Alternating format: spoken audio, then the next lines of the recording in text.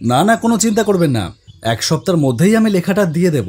1 সপ্তাহ? সে তো অনেক দেরি হয়ে যাবে দাদা, একটু তাড়াতাড়ি হবে না? দেখুন, আপনারা তো জানেন যে লেখার সাথে আমি কখনো কম্প্রোমাইজ করি না। ভালো লেখা না হলে। ঠিক আছে ঠিক আছে, দিন তাহলে। ভেবেছিলাম আপনার গল্পটা এই রবিবারেই আপলোড করব, সেটা তাহলে হবে না। আচ্ছা ঠিক আছে, কোনো ব্যাপার না, আপনি ধীরে সুস্থেই লিখুন, তবে 1 সপ্তাহ যেন বেশি না হয়, তাহলে কিন্তু বিপদে পড়ে যাব।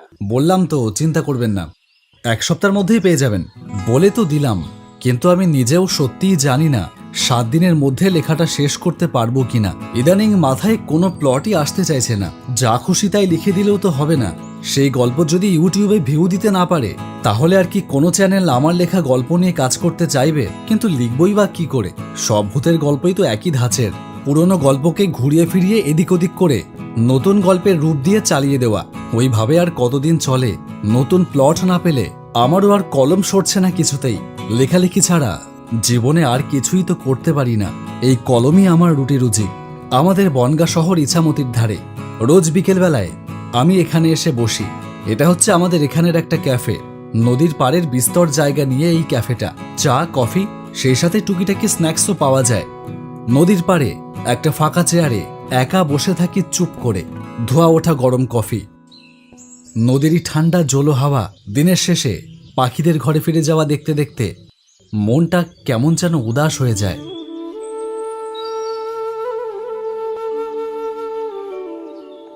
মাথায় কত নতুন গল্পের প্লট আসে এখান থেকে। সন্ধ্যার পরে এখানে ভিড় জমতে শুরু করে, বিভিন্ন রকম মানুষের ক্যাচাকেচি, খিস্তি খেউর আর সিগারেটের ধোঁয়ায় ভরে যায় চারিদিক। তখন এ জায়গা আর কোনো লেখকের বসবার উপযোগী থাকে না, তাই আমি এখানে বিকেলের পরে আর থাকি না। কফির কাপে শেষ চুমুকটা দিয়ে উঠে চলে আসবার সময় আচমকা কেন জানি না আমার একটু পাশের দিকে চোখ চলে গেল। পাশের দিকে একটা শেডের নিচে চেয়ার টেবিল পাতা, সেখানে এখনো লোকজনের ভিড় হয়নি। একা একাই বসে আছে একজন, তার চোখ মুখ উদ্ভ্রান্তের মতন দেখাচ্ছে। সব থেকে বড় কথা, তাকে আমার কেমন যেন চেনা চেনা মনে হচ্ছে। কি ভেবে যেন এগিয়ে গেলাম সেই দিকে। আমি তার সামনে গিয়ে দাঁড়ালাম, কিন্তু দেখলাম সে আমাকে লক্ষ্যই করলো না। এক দৃষ্টিতে যেন কিসের দিকে তাকিয়ে আছে। একটু বসতে পারি? লোকটার এবার যেন সম্বিত ফিরে এলো, আমার দিকে তাকিয়ে বলল, বস। বস? তার মানে আমার সন্দেহই ঠিক, এনার সাথে আমার কোনো যোগাযোগ রয়েছে। আমি মনে করতে না পারলেও ইনি আমাকে মনে রেখেছে। আমি ওর সামনের চেয়ারটায় বসতেই ও বলল,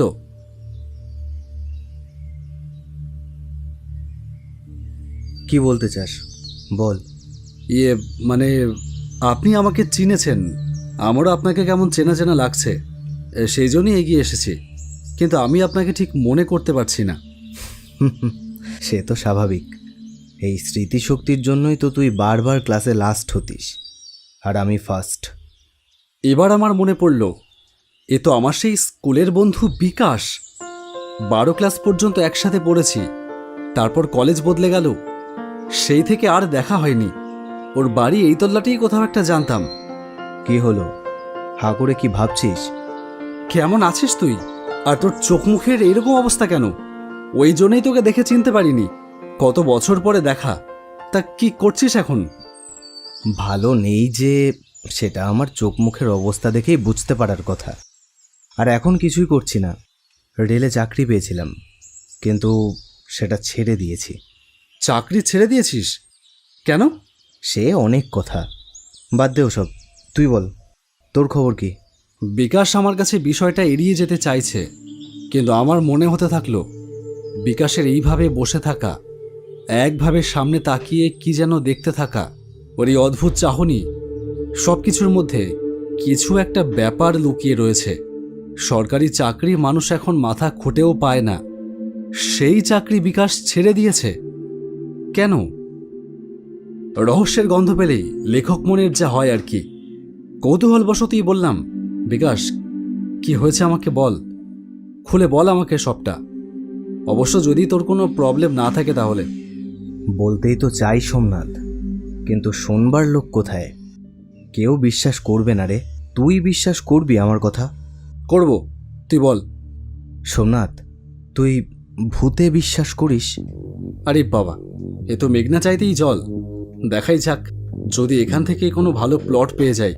কিরে, উত্তরটা দেওয়ার জন্য এত ভাবতে হচ্ছে? করি করি, বিশ্বাস করি। বেশ, তাহলে তোকে এ গল্প বলাই যায়। রেলের চাকরি নিয়ে আমি চলে গেলাম খামারগাছি রেলওয়ে স্টেশনে। প্রথম দিনেই হতাশ হলাম। এরকম নির্জন স্টেশন আমি কোনোদিনও দেখিনি। মানুষের কোনো চিহ্ন মাত্র নেই। খাঁ খাঁ করছে চারিদিক। স্টেশন মাস্টারের ঘরে গেলাম। তিনি আমাকে কাজকর্ম সব বুঝিয়ে দিলেন। শুনুন, কাজ এখানে তেমন বেশি কিছু না। সারাদিনে মাত্র 4টে ট্রেন দাঁড়ায়। প্যাসেঞ্জার কেউ ওঠেও না, নামেও না। কিন্তু আমাদের ডিউটি তো দিতেই হবে, বুঝেছেন? টিকিট কাটবার জন্য প্যাসেঞ্জার না এলেও আপনাকে কাউন্টারে বসে থাকতেই হবে। আপনি আপনার কোয়ার্টারে চলে যান, কাল থেকে কাজে জয়েন করবেন। আচ্ছা দাঁড়ান, আমি গোপেশকে ডাকি, ও আপনাকে আপনার কোয়ার্টারটা দেখিয়ে দেবে। গোপেশ, আয় গোপেশ।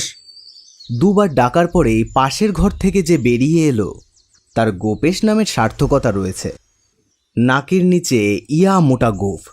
সে বলল, ডাকছিলেন? সবে ঘুম ঘুম ভাব আসছিল। আর ঘুমোতে হবে না, এটাকে নিয়ে গিয়ে টিকিট বাবুর কোয়ার্টারটা দেখিয়ে দে। আসুন আমার সাথে।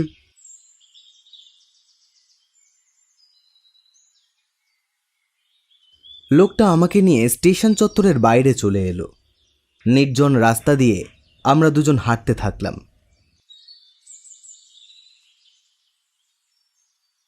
কিছুক্ষণের মধ্যেই একটা জরাজীর্ণ কোয়ার্টারের সামনে নিয়ে এলো। এই হচ্ছে কোয়ার্টার। শুনুন, আগেই বলে দিচ্ছি, এই কোয়ার্টার অনেক দিন ধরে খালি পড়ে আছে। তাই বাইরে যেমন দেখছেন, ভেতরেও নিশ্চয়ই সেরকম অবস্থায় দেখবেন। নিজেকেই পরিষ্কার টরিষ্কার করে মানুষ করে নিতে হবে। আর খাবার দাবার নিজেও রেঁধে খেতে পারেন, অথবা পাশেই ছোট বাজার আছে, সেখানে গিয়েও খেয়ে আসতে পারেন। হরিকাকার হোটেলে 3 বেলা মাছের ঝোল পাওয়া যায়। সে ঝোলে মাছ ভেসে বেড়ায় সেটা আলাদা ব্যাপার, কিন্তু এ চত্বরে ওই হরিকাকা ছাড়া আর কোনো খাওয়ার হোটেল নেই। কেন? এখানকার অবস্থা এরকম কেন? তার দুটো কারণ আছে। 1 নম্বর কারণ হলো, এই জায়গাটা পুরোটাই জঙ্গল ছিল। জঙ্গল কেটে লোকবসতি তৈরি হয়েছে আজ বছর 10। আর লোকবসতি হওয়ার পর সরকার থেকে এই স্টেশনটা করে দিয়েছে। তাও এই বছর 3 হবে সবে মাত্র। আর 2 নম্বর কারণ, এই অঞ্চলে এক অদ্ভুত ঘটনা ঘটে। কি ঘটনা ঘটে? আত্মহত্যা করে মারা যায় দাদা। তার কি কারণ, কিসের দুঃখে তারা আত্মহত্যা করে, তা কেবলমাত্র সেই মৃত মানুষগুলোই বলতে পারবে। তাছাড়া আর কেউ জানে না। সেজন্যই দিনে দিনে এই এলাকাটা আরও ফাঁকা হতে শুরু করেছে। জায়গাটা যেমন জঙ্গল ছিল তেমনই জঙ্গল হয়ে যাবে হয়তো আবার। একটু বুঝে শুনে থাকবেন। কপাল খারাপ তাই এই খামারগাছিতে পোস্টিং পড়েছে আপনার। ঘর খোলাই আছে, আপনি চলে যান, আমি এগোই। লোকটা আর কিছুই না বলে হন হন করে সেখান থেকে চলে গেল। অদ্ভুত তো। সাথে কিছু খাবার ছিল, তাই খেয়ে দুপুরটা কাটিয়ে দিলাম। রাতের বেলা ছোট বাজারে হরিকাকার হোটেলে খেয়ে এলাম। রান্নাবান্না একেবারে খারাপ করে না, বেশ ঘরোয়া রান্নার মতোই। তাই ভাবলাম রান্নাবান্নার ঝামেলায় না জড়িয়ে আপাতত সেখান থেকেই খাবো দুবেলা। রাত কত হবে জানি না। নতুন জায়গায় প্রথম প্রথম ঘুমোতে একটু সমস্যা হয়। সেই অবস্থায় শুনতে পেলাম বাইরে নূপুরের শব্দ। নূপুর পায়ে কেউ যেন হেঁটে এই দিকেই আসছে। ছমছম করে নূপুর বেজেই চলেছে। দেওয়ালে একটা ঘড়ি বন্ধ হয়ে পড়েছিল। আজই বিকেলে সেটায় ব্যাটারি লাগিয়ে চালু করেছি। তাতে দেখলাম রাত 12:30 বাজে। এত রাতে কে হাঁটছে নূপুর পরে? খেয়াল করলাম শব্দটা আমার ঘরের দরজার বাইরে এসে থমকে গেল। তারপর আর কোনো শব্দ নেই। আমার একটু কৌতূহল হলো, কে এসে দাঁড়িয়েছে আমার দরজার বাইরে। উঠে গিয়ে দেখব কি একবার? দেখি বরং।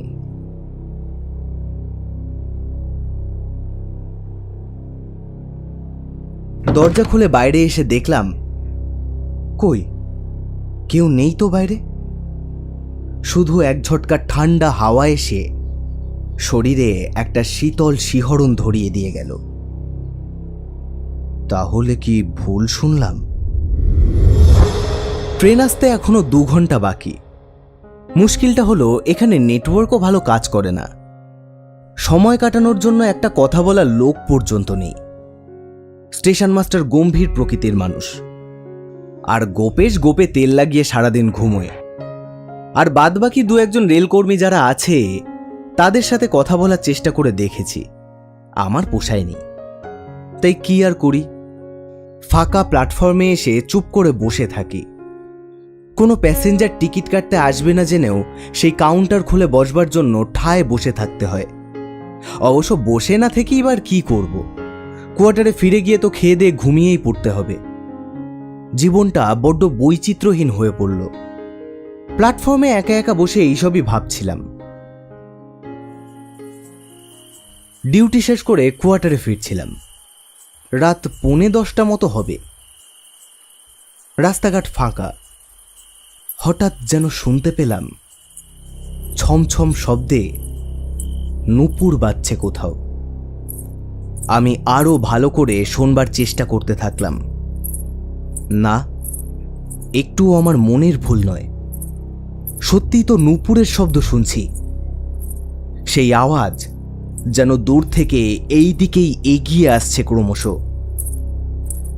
আমি পিছন ঘুরলাম, দেখতে পেলাম একটা মেয়ে আমার পিছনে কয়েক হাত দূরে দাঁড়িয়ে আছে। কয়েক মুহূর্ত আমি তার দিকে আর সে আমার দিকে তাকিয়ে থাকলো। সেই নির্বাক দৃষ্টি বিনিময়ের পর সে হাতের ইশারায় আমাকে ডাকলো। কি ছিল সেই ইশারায় আমি জানি না। আমি বশীভূত পুতুলের মতো তার দিকে হেঁটে গেলাম। সেও পিছন ঘুরে হেঁটে চলল।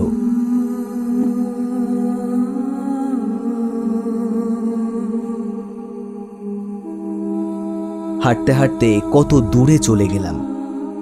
লোকালয়ের পথ ছেড়ে এইবার আমরা নেমে এলাম জঙ্গলের পথে।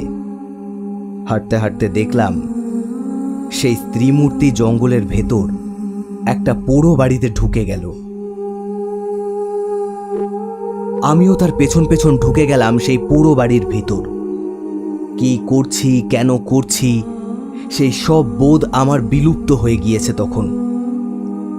আমার মাথায় তখন খেলা করছে একটাই চিন্তা, এই পরমা সুন্দরীকে আমার ছুঁয়ে দেখতেই হবে। সে যেখানে ডেকে নিয়ে যাবে আমি সেখানেই যাব। সে ঘরের ভেতর সিঁড়ি বেয়ে ছাদে উঠে এলো।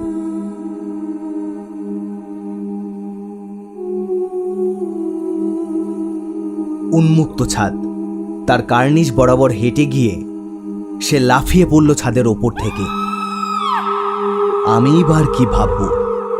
আমিও তার দেখানো পথে অনুসরণ করলাম। সোজা পা বাড়িয়ে দিলাম শূন্যে। তারপর গত জন্মে পুণ্য করেছিলাম হয়তো, তাই মরলাম না। কিভাবে যে বেঁচে গেলাম জানি না। পরদিন সকালে রেলওয়ে হসপিটালের বেডে ঘুম ভেঙেছিল। বুকে প্রচণ্ড আঘাত লেগেছিল। আমি সেদিনই বুঝে গেলাম এ জায়গায় থাকলে সে আবার আসবে, আমাকে মরতেই হবে। তাই সেই দিনই বদলির জন্য আবেদন করলাম। নতুন চাকরি, তাই আবেদন মঞ্জুর করল না সরকার। তাই অগত্যা চাকরি ছেড়ে দিয়ে চলে এলাম। কিন্তু তাতেও মুক্তি পেলাম কোথায়?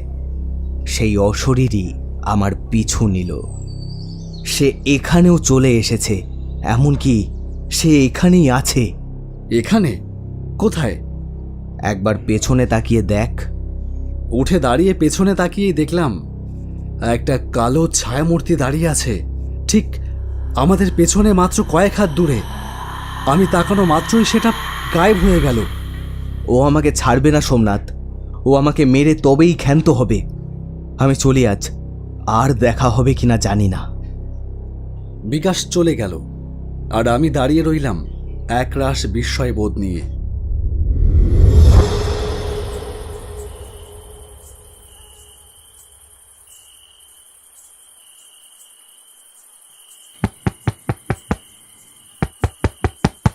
কে? দরজাটা খোলো, আমি একা বাইরে দাঁড়িয়ে আছি। দরজাটা খোলো।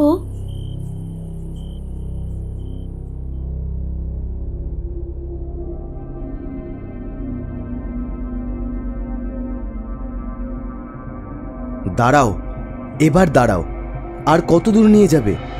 এই তো এক্ষুনি ট্রেন এসে যাবে, তারপর তোমার মুক্তি। তারপর থেকে তুমি আর আমি একসাথেই থাকবো অনন্তকাল। বেশ, তুমি যা চাইবে তাই হবে।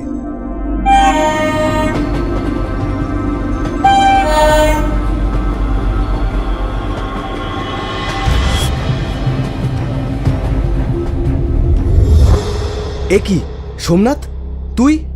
আর একটু হলেই তো ভোগে চলে যাচ্ছিলি। আমাদের পৌঁছাতে আর একটু দেরি হলে। তুই কি করে জানলি আমি এখানে? তোর কথা আমি বিশ্বাস করেছিলাম। সব হিসেব মিলিয়ে এই এমনটাই আশঙ্কা করেছিলাম। তাই রাতের বেলায় একজনকে নিয়ে তোর বাড়ির দিকে রওনা দিই। বাড়ি পর্যন্ত যেতে হয়নি, দেখলাম রাস্তা দিয়ে তুই একা একা পাগলের মতন হেঁটে যাচ্ছিস। তোকে ফলো করি এখানে চলে এলাম। তোর সাথে আর কে এসেছে? ওই দিকে তাকিয়ে দেখ। বিশু ঠাকুর, উনি এসেছেন আমাকে বাঁচাতে। এ আমার কি সৌভাগ্য। চল শিগগির। কি হলো, বলবি না? কেন এর পেছনে পড়েছিস? বলছি, আমার নাম বর্ণালী। খামারগাছি স্টেশনের পাশে আমার বাড়ি। টিকিট বাবু আমাকে ঠকিয়েছে, আমাকে বিয়ে করবার প্রতিশ্রুতি দিয়ে পালিয়ে গেল। আমি গায়ের লোকের কাছে মুখ দেখাতে না পেরে নিজেকে শেষ করে দিয়েছিলাম, কিন্তু মুক্তি পেলাম না। আজও প্রতিশোধের নেশায় আমি জ্বলে পুড়ে ছাই হয়ে যাচ্ছি। ওই স্টেশনে টিকিট বাবু হয়ে যেই আসুক, আমি তাদের সবার ভেতরেই সেই বিশ্বাসঘাতকের ছায়াটা দেখতে পাই। তাই আমি সবাইকে শেষ করে দেব, সবাইকে। আমি তোর মুক্তি দেবার ব্যবস্থা করছি, দাঁড়া। ওম নীলাঞ্জন জয় প্রখং রবি সোনু মহাগ্রহম। বিশু ঠাকুর কি যেন মন্ত্র পড়তে লাগলো, আর কিছুক্ষণের মধ্যেই আমাদের চোখের সামনে অদৃশ্য হয়ে গেল সেই অশরীরী। আর কোনো ভয় নেই, ও আর আসবে না। মা তারা ওকে মুক্তি দিয়েছে। সবই আপনার দয়া ঠাকুর মশাই। আপনি না থাকলে। আমি কেউ না রে পাগল, আমি কিছুই করিনি।